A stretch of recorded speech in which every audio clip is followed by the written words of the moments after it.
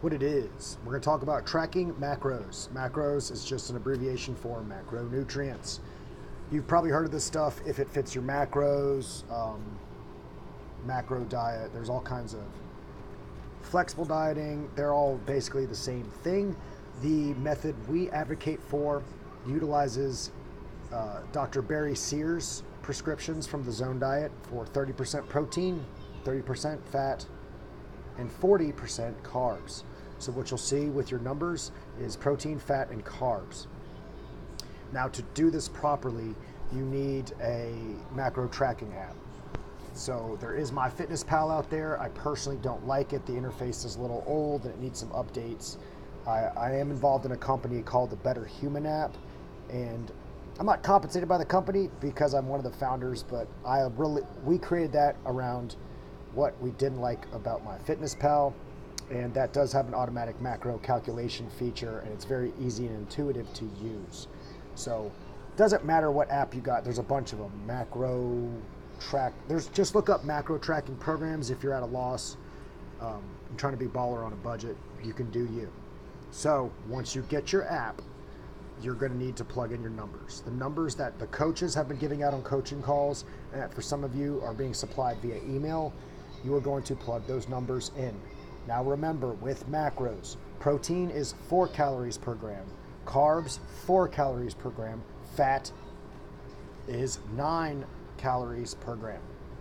So that's why you look at your actual macros in grams and you'll say, man, I don't have a lot of fat on this. Even if you're doing keto, it's going to look off.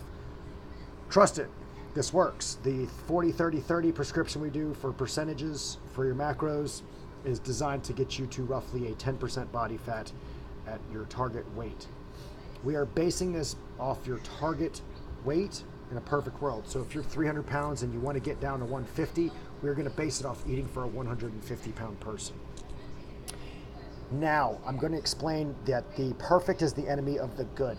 Oftentimes, folks with tracking macros or diets will beat themselves up because they don't do it perfectly, and the expectation is that should be perfect. You're not going to be good at this at first. The first week is probably going to be very difficult because you're creating a new major life change habit, but I assure you it will stick over time. 21 days it takes to create a new habit.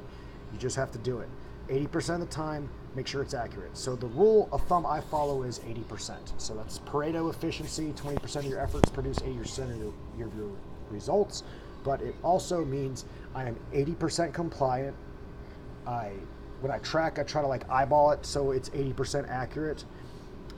You'll see, I know with the Better Human app, we have a barcode scanner. MyFitnessPal also has it, so you can calculate it. Get a food scale at first if you want, but what I do is keep a measuring cup and a food scale by my kitchen, and then after a few weeks of doing, roughly measuring it out, you'll get a good eyeball for how much it is. And there are some great resources that you can do eyeballing portions, search on Google or whatever your preferred search engine is, and find those out. This is not that complicated, but the second you start this, your subconscious is going to say, this is too complicated, I don't get it, I don't want to count this, why am I doing this? Just take a deep breath and give it an honest try with pure focus and good intention, because that's the only way anything happens in life. Now, for more advanced tracking, there is a way that you can drink alcohol every night and still have visible abs, but I will go into that in another video.